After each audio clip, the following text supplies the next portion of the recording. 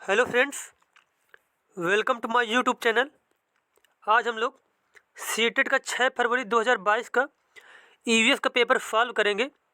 और अगर आपको वीडियो अच्छा लगे तो चैनल को सब्सक्राइब करें, वीडियो को लाइक करें, कमेंट करें। चलिए देखते हैं हम लोग यहाँ पे पहला क्वेश्चन हमारा दिया गया है। अब यहाँ पे देखो, पहले क्वेश्चन में पूछा गया है निम्नलिखित में से वह युगल चुनिए जो हमारे देश के एक राज्य और एक केंद्र शासित प्रदेश से मिलकर बना है। अब यहाँ पे बताना है इसमें से कौन से ऑप्शन में एक राज्य है और एक केंद्र शासित प्रदेश है। तो इसमें जो हमारा करेक्ट आंसर हो जाएगा वो हो जाएगा मणिपुर और जम्मू कश्मीर। क्या है, मणिपुर जो है वो एक राज्य है और जम्मू कश्मीर क्या है, एक केंद्र शासित प्रदेश है। तो ऑप्शन ए हमारा जो है इसमें से सही हो जाएगा। अब देखो यहाँ पे इसकी व्याख्या जो की गई है, जैसे कि मणिपुर और जम्मू कश्मीर हमारे देश के क्रमशः एक राज्य और एक केंद्र शासित प्रदेश है। वर्तमान में भारत देश में कुल 28 राज्य और 8 केंद्र शासित प्रदेश हैं। ये भी इंपॉर्टेंट पॉइंट है, कई बार पूछा गया कि कितने केंद्र शासित प्रदेश हैं इस समय प्रेजेंट टाइम में, तो बताएंगे हम लोग 8 केंद्र शासित प्रदेश हैं।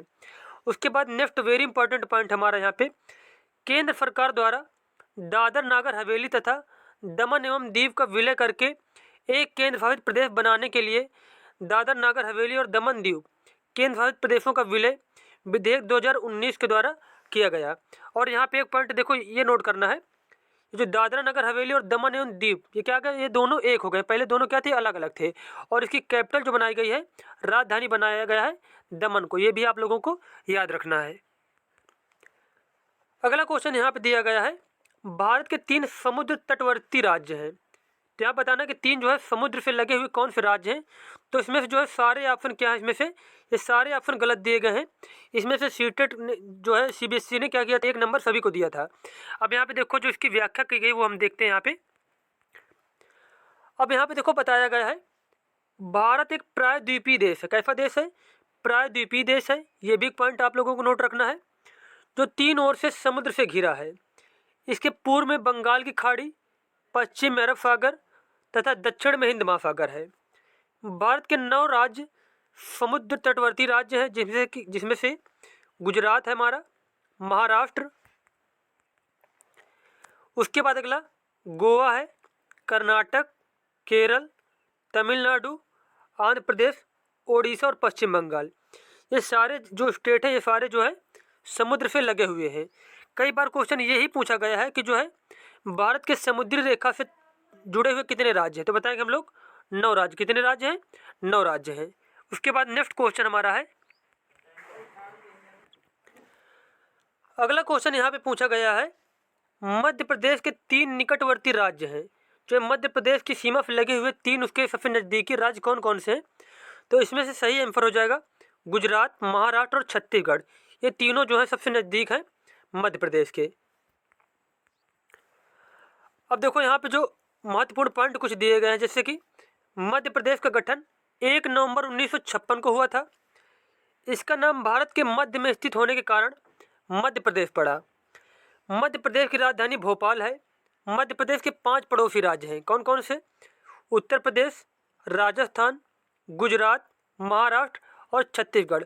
पड़ोसी राज्य से ये तात्पर्य है कि जो है मध्य प्रदेश की सीमा इन 5 राज्यों से मिलती है। उसके बाद अगला पॉइंट है, शहरी जैव विविधता पर देश का पहला 2 दिवसीय 5 से 6 अगस्त 2022 सम्मेलन इंदौर मध्य प्रदेश में आयोजित किया गया था। और यहाँ पे एक पॉइंट और नोट कर लीजिए, सबसे ज़्यादा टाइगर रिजर्व जो है, टाइगर रिजर्व, सबसे ज़्यादा टाइगर रिजर्व पाए जाते हैं मध्य प्रदेश में। कहाँ पे, मध्य प्रदेश में। दूसरा पॉइंट नोट कर लीजिए, सबसे ज़्यादा वनों की संख्या जो है, वनों की संख्या जो है, वनों का जो क्षेत्रफल सबसे ज़्यादा पाया जाता है मध्य प्रदेश में। ये भी आप लोग नोट कर लीजिए। नेक्स्ट क्वेश्चन यहाँ पे है, एक छात्र 29 नवंबर 2022 को सूरत से नागरकोइल जाने के लिए ट्रेन में बैठा। यह ट्रेन 20:30 बजे चली और 1 दिसंबर 2022 को 13 बजे नागरकोइल पहुंची। यदि ट्रेन ने 2119 किलोमीटर दूरी चली तो ट्रेन की औसत चाल कितनी है। तो यहाँ पे ट्रेन की जो औसत चाल वो हो जाएगी 53 किलोमीटर प्रति घंटा। कितनी हो जाएगी, 53 किलोमीटर प्रति घंटा हो जाएगी। अगला क्वेश्चन है, आपका घर X और आपका विद्यालय Y पर स्थित है। तथा एक्स और वाई के बीच एक व्यस्त राजमार्ग है। अतः आप अपने विद्यालय पहुंचने के लिए पहले 200 मीटर ठीक पश्चिम दिशा में जाते हैं, फिर ठीक उत्तर दिशा में 80 मीटर, फिर ठीक उत्तर दिशा में 80 मीटर लंबा सुरंग मार्ग पार करते हैं और अंत में ठीक पूर्व दिशा में 200 मीटर चलकर अपने विद्यालय पहुंचते हैं। आपके विद्यालय के सापेक्ष आपका घर है। आप यहाँ पे बताना कि कितना दूर है और कौन सी दिशा में है। तो यहाँ पे जो करेक्ट आंसर आ जाएगा वो आ जाएगा हमारा 80 मीटर ठीक दक्षिण में है। कहाँ पे है? 80 मीटर दूर में और कितना कौन सी दिशा में है? दक्षिण में है। अब देखो यहाँ पे कैसे इसको करेंगे। जैसे कि पहले इसमें बताया गया है, यहाँ पे पहले क्या पूछा गया इसमें से,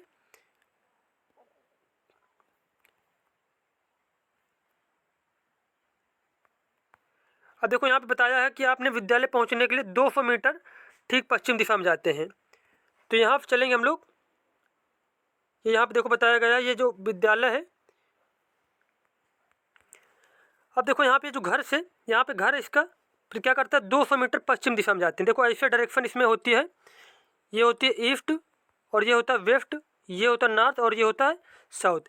अब इसके अनुसार देखो घर इसका यहाँ पे है, घर से 200 मीटर जाता है पश्चिम की ओर, फिर 80 मीटर उत्तर की ओर जाता है और फिर 200 मीटर जो है फिर जाता है पूर्व की ओर। तो यहाँ पे बताना है कि इसकी जो है डिस्टेंस कितनी है और जो है दिशा कौन सी है। तो यहाँ पे घर के अनुसार देखो इसकी जो दिशा बनेगी वो क्या बन जाएगी, दिशा जो हो जाएगी दक्षिण दिशा हो जाएगी, क्योंकि ये पॉइंट क्या हो जाएगा, देखो दिशा जो है इसकी घर के सापेक्ष हो जाएगी दक्षिण और डिस्टेंस कितनी हो जाएगी इसकी, हो जाएगी 80 मीटर। अगला क्वेश्चन यहाँ पे है, नीचे दिए गए किस राज्य के पहाड़ों के जंगलों में लोग झूम खेती के तरीकों को अपनाते हैं। तो यहाँ पे झूम खेती जो करी जाती है वो करी जाती है मिजोरम में। कहाँ पे? मिजोरम में की जाती है। नेक्स्ट क्वेश्चन हमारा है, हमारे देश में पाए जाने वाले अति सामान्य पक्षियों का वह युगल या फिर जोड़ा चुनिए जिनकी दृष्टि श्रेष्ठ होती है और जो हमारी तुलना में वस्तुओं को 4 गुनी अधिक दूरी से स्पष्ट देख सकते हैं। तो इसमें जो करेक्ट आंसर हो जाएगा वो हो जाएगा चील और बाज। क्या हो जाएगा?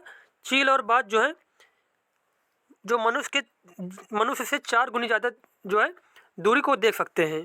तुम्हारा डी ऑप्शन इसमें क्या है, सही हो जाएगा।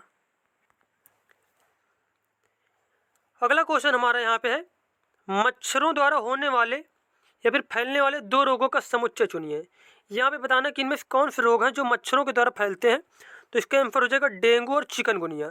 डेंगू और चिकनगुनिया जो है ये किसके द्वारा फैलते हैं? ये दोनों ही मच्छरों के द्वारा फैलते हैं। उसके बाद अगला क्वेश्चन है, दिल्ली राज्य क्षेत्र के मानचित्र के एक कोने में नीचे दिए गए पैमाना छापा। पैमाना 1 सेंटीमीटर बराबर 960 मीटर बताया गया है। यदि इस मानचित्र पर किन्हीं 2 स्थलों की मापी गई दूरी 39.8 सेंटीमीटर है तो इन दोनों स्थलों के बीच की वास्तविक दूरी है। वास्तविक दूरी या फिर निकटतम दूरी बताना है। तो इसका जो आंसर बताना, देखो ऑप्शन कौन कौन से दिए गए हैं इसमें से। ऑप्शन यहाँ पे 36 किलोमीटर, 37 किलोमीटर, 38 किलोमीटर और 39 किलोमीटर। ये तो देखो एक प्रकार का मैथ का क्वेश्चन है, जब इसको सॉल्व करेंगे तो इसका आंसर आ जाएगा 38 किलोमीटर।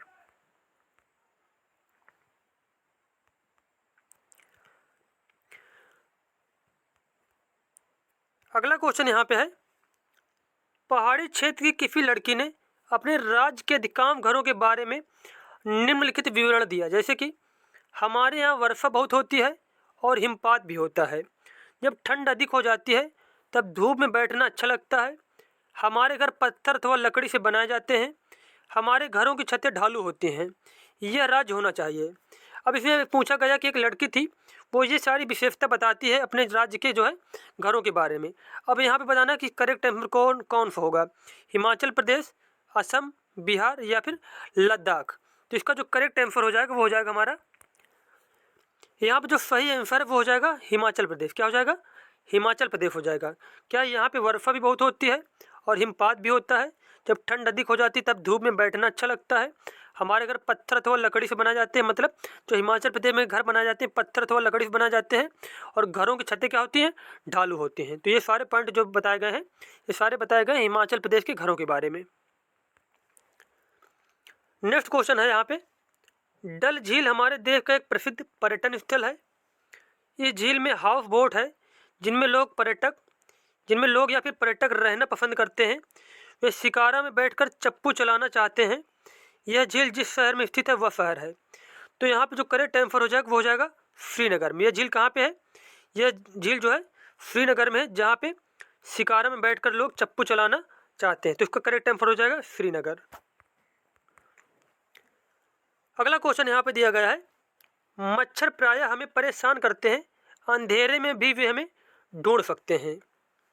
तो यहाँ पे बताना कि जो अंधेरों में कैसे ढूंढ सकते हैं, तो वो ढूंढ सकते हैं पैरों के तलवों की गंध और हमारे शरीर की गर्मी से। तो इसमें से डी ऑप्शन हमारा सही हो जाएगा। जो मच्छर हमें ढूंढ लेते हैं, कैसे ढूंढ लेते हैं? पैरों के तलवों की गंध और हमारे शरीर की गर्मी से जो मच्छर हमें है ढूंढ लेते हैं, हम लोग चाहे जहाँ बैठ जाएं। उसके बाद अगला क्वेश्चन दिया गया है, देखो यहाँ पे नीचे दी गई पहेली को हल कीजिए। जैसे कि बताया गया है, कूटी जाती पीसी जाती, भोजन तीखा खूब बनाती, खाने में ज़्यादा होने पर मुंह से निकले सीसी, आँख और नाक से निकले पानी। मुंह से निकले सीसी, आँख और नाक से निकले पानी, याद दिला दूँ नानी, सोचो सोचो कौन हूँ मैं, जल्दी बोलो कौन हूँ मैं। तो यहाँ पे ये पहली बताई गई, सभी को मालूम चल गया होगा कि ये किसके बारे में बात हो रही है। ये बात हो रही है लाल मिर्च के बारे में। किसके बारे में? लाल मिर्च के बारे में। अगला क्वेश्चन देखो यहाँ पे दिया गया है, एक पॉइंट दिया गया है, जैसे कि यहाँ पे राजस्थान के रेगिस्तानी इलाके में मुख्यतः पाए जाने वाले खेजड़ी वृक्ष के विषय में नीचे दिए कथनों पर विचार कीजिए। अब यहाँ पे खेजड़ी वृक्ष के बारे में बताना, जैसे कि इस वृक्ष को उगाने के लिए अधिक जल की आवश्यकता नहीं होती, यह वृक्ष बहुत उपयोगी है, इसकी छाल से दवाइयाँ बनाई जाती हैं और लोग इसके फलों को खाना पसंद करते हैं। इस वृक्ष की लकड़ी को शीघ्र ही कीड़ा लग जाता है, अतः इमारती लकड़ी की भांति उपयोग नहीं किया जाता है। यह छायादार वृक्ष नहीं है। इस क्षेत्र के जानवर इस वृक्ष की पत्तियों को खाना पसंद करते हैं। तो यहाँ पे बताना इसमें से कि कौन कौन से ऑप्शन इसमें सही बताए गए हैं। तो यहाँ पे जो करेक्ट आंसर हो जाएगा, जैसे कि देखो यहाँ पे इस वृक्ष को, ऑप्शन है जो हमारा है, इस वृक्ष को उगने के लिए अधिक जल की आवश्यकता नहीं होती, ये क्या ऑप्शन सही दिया गया है। उसके बाद यह वृक्ष बहुत उपयोगी है, इसकी छाल से दवाइयाँ बनाई जाती हैं और लोग इसके फलों को खाना पसंद करते हैं, ये भी क्या है, ऑप्शन सही दिया गया है। और इसमें से ई ऑप्शन जो है, इस क्षेत्र के जानवर इस वृक्ष की पत्तियों को खाना पसंद करते हैं, ये भी ऑप्शन इसमें से सही दिया गया है। तो हमारा इसके अनुसार डी ऑप्शन जो हमारा करेक्ट हो जाएगा। और बाकी जो ऑप्शन इसमें दोनों दिए गए हैं, जैसे कि यहाँ पे बताएगा कि इस वृक्ष की लकड़ी को शीघ्र कीड़ा लग जाता है, तो गलत ऑप्शन बताया गया है। यह छायादार वृक्ष नहीं, ये भी गलत बताया गया है, क्योंकि ये छायादार वृक्ष होता है और इमारती लकड़ी के रूप में इसका यूज किया जाता है। तो हमारे सी ऑप्शन और डी ऑप्शन भी क्या है इसमें से, अगर यहाँ पे दिया गया जाता कि इमारती लकड़ी के लिए यूज किया जाता है, तो यहाँ पे सी ऑप्शन भी सही हो जाता, लेकिन इसमें कहा गया है कि नहीं है। तो सी ऑप्शन और हमारा डी ऑप्शन गलत दिए गए हैं और ए, बी और ई ऑप्शन जो है करेक्ट दिए गए हैं। और अगला क्वेश्चन हमारा है, निम्नलिखित में से वह राज्य चुनिए जहाँ के लोग नारियल के तेल में पक्की तली समुद्री मछली खाना पसंद करते हैं। तो वह राज्य हो जाएगा गोवा राज्य। गोवा राज्य में नारियल के तेल में पक्की तली समुद्री मछली खाना लोग पसंद करते हैं, तो ऑप्शन ए हमारा जो है बिल्कुल सही हो जाएगा। अगला क्वेश्चन यहाँ पे दिया गया है, पर्यावरण अध्ययन ज़्यादा प्रभावशाली होगा यदि शिक्षक, कि जो पर्यावरण अध्ययन कैसे ज़्यादा प्रभावशाली होगा, तो वह प्रभावशाली होगा अगर विभिन्न अर्थपूर्ण और महत्वपूर्ण सीखने के संसाधनों का प्रयोग करती है। जो शिक्षक है बच्चों का, वो क्या करता है कि विभिन्न अर्थपूर्ण और महत्वपूर्ण सीखने के संसाधनों का प्रयोग करता है या फिर करती है, तो जो है शिक्षण सबसे ज़्यादा महत्वपूर्ण होगा, प्रभावशाली होगा। तो ऑप्शन सी जो है बिल्कुल सही हो जाएगा। अगला क्वेश्चन यहाँ पे है, पर्यावरण अध्ययन को एकीकृत करने की आवश्यकता क्यों है। यहाँ पे एक क्वेश्चन दिया गया है। अब क्वेश्चन के जो कथन यहाँ पे दिए गए हैं, जो ऑप्शन है वो है, तो यहाँ पे जो करेक्ट आंसर हो जाएगा वो हो जाएगा क्योंकि बच्चा खंडित बातों के बजाय संपूर्णता में बातों को आसानी से समझता है। तो ऑप्शन ए जो हमारा है बिल्कुल सही हो जाएगा। नेक्स्ट क्वेश्चन हमारा है, निम्नलिखित तकनीकों में से रेटिंग स्केल में कौन सी तकनीक का उपयोग होता है। तो यहाँ बताना कि रेटिंग स्केल में जो यूज किया जाता है तकनीक, उसका नाम होता है ऑब्जर्वेशन या फिर अवलोकन। उस तकनीक का क्या नाम है? उस तकनीक का नाम है अवलोकन, जो रेटिंग स्केल में यूज की जाती है। उसके बाद नंबर क्वेश्चन है, निम्नलिखित में से कौन पर्यावरण अध्ययन में सीखने का रचनात्मक आकलन का साधन नहीं है। तो यहाँ पे बताना कि रचनात्मक आकलन का साधन नहीं है बताना है। तो इसमें जो वार्षिक उपलब्धि परीक्षण है ये जो रचनात्मक आकलन का साधन नहीं है, जबकि व्याख्यानात्मक अभिलेख, पोर्टफोलियो और क्रम निर्धारण या फिर रेटिंग या फिर मापनी, ये जो है सारी चीज़ें रचनात्मक आकलन का साधन है। तो यहाँ पे ए ऑप्शन जो हमारा है बिल्कुल सही हो जाएगा। यहाँ पे पूछा गया क्योंकि नहीं है। अगला क्वेश्चन हमारा यहाँ पे है, पर्यावरण अध्ययन में मानचित्र पढ़ना एक आवश्यक कौशल विकसित करता है, वह कौशल है। अब यहाँ बताना कि जब बच्चों को क्या है, पर्यावरण अध्ययन में जब मानचित्र पढ़ाया जाता है तो उससे कौन सी इसमें क्वालिटी, कौन सा जो गुण विकसित होता है। तो इसका सही आंसर हो जाएगा स्थान, दूरी और दिशाओं की सापेक्ष स्थिति को समझने का कौशल। तो ऑप्शन डी हमारा जो है बिल्कुल सही हो जाएगा। अगला क्वेश्चन यहाँ पे है, एक शिक्षक क्या डूबा क्या तैरा पानी में से संबंधित एक प्रयोग का संचालन करता है। विद्यार्थियों में निम्नलिखित में से कौन सी प्रक्रिया कौशल का विकास होगा। तो यहाँ पे क्या एक शिक्षक जो है क्या डूबा क्या तैरा पानी में उसके संबंध के बारे में पढ़ा रहा है। तो यहाँ पे पूछा गया है कौन सा उसमें क्वालिटी डेवलप होगी। तो इसका आंसर हो जाएगा अवलोकन। बच्चों में क्या इससे विकसित होगा, अवलोकन विकसित होगा। अगला क्वेश्चन हमारे यहाँ पे है, पर्यावरण अध्ययन के शिक्षण में प्रक्रिया कौशल को प्रोत्साहित करना चाहिए जो कि पूछताछ आधारित प्रायोगिक अधिगम का मूल है। निम्नलिखित में से कौन एक प्रक्रिया कौशल नहीं है। तो यहाँ पे बताना इसमें से प्रक्रिया कौशल कौन सी नहीं है।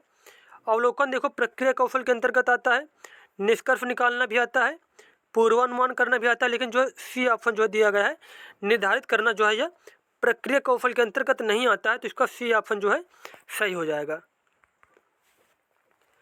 अब यहाँ पे अगला क्वेश्चन पूछा गया है आपसे, ईवीएफ का एक शिक्षाप्रद क्रियाकलाप होना चाहिए। ईवीएफ का जो है क्रियाकलाप कैसा होना चाहिए। तो इसका आंसर हो जाएगा वास्तविक जीवन पर आधारित और विद्यार्थियों के लिए आनंददायक। तो ईवीएफ का क्रियाकलाप जो है कैसा होना चाहिए, वास्तविक जीवन पर आधारित और विद्यार्थियों के लिए आनंददायक होना चाहिए। तो हमारा ऑप्शन ए जो है बिल्कुल सही हो जाएगा।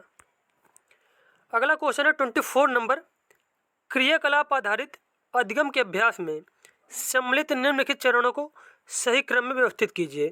अब यहाँ देखो अधिगम के अभ्यास के बारे में कुछ पॉइंट दिए गए हैं, उनको क्या करना है, क्रम वाइज फ्रीज वाइज लगाना है। अब यहाँ पे देखो जो ऑप्शन दिए गए हैं, जैसे कि क्रियाकलाप का संचालन, दोहराना, योजना बनाना, प्रक्रम पर विचार करना। तो यहाँ पे बताना कि सबसे पहले क्या चीज़ होगी। तो सबसे पहले हो जाएगी योजना बनाना, फिर उसके बाद हो जाएगा क्रियाकलाप का संचालन, फिर हो जाएगा उसके बाद प्रक्रम पर विचार करना, और फिर उसके बाद हो जाएगा दोहराना। तो इसके अनुसार हमारा ऑप्शन जो है बी ऑप्शन बिल्कुल करेक्ट हो जाएगा। नेक्स्ट क्वेश्चन हमारा है, ईवीएस पाठ चर्चा का आधार वाक्य है।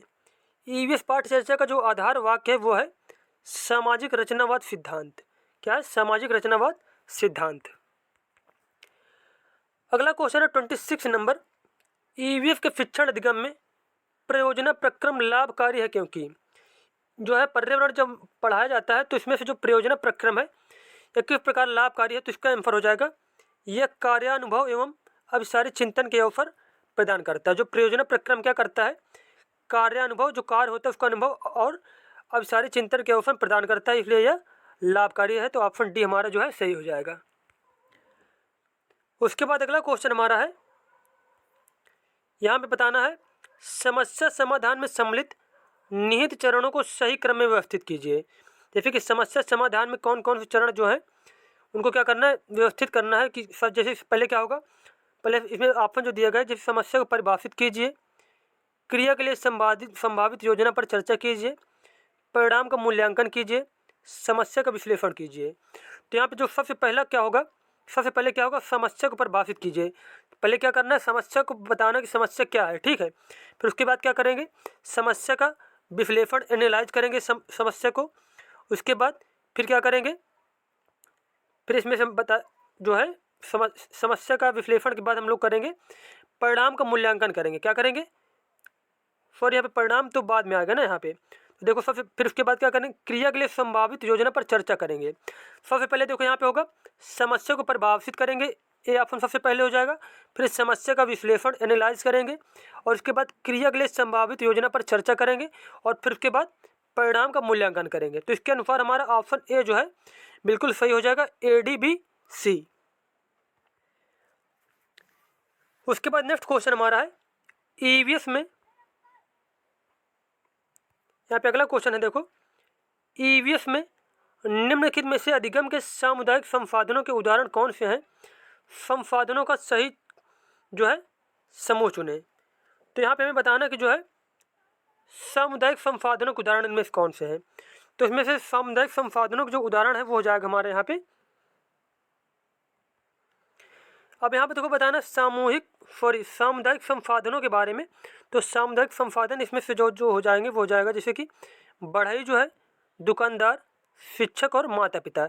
ये जो चारों जो चीज़ें बताई गई यहाँ पे, ये क्या है, ये चारों जो है सामुदायिक संसाधन के अंतर्गत आएंगे। उसके बाद अगला क्वेश्चन यहाँ पे है 29 नंबर, अधिविन्यास अथवा सत्रीकार के विषय में कौन सा कथन सही है?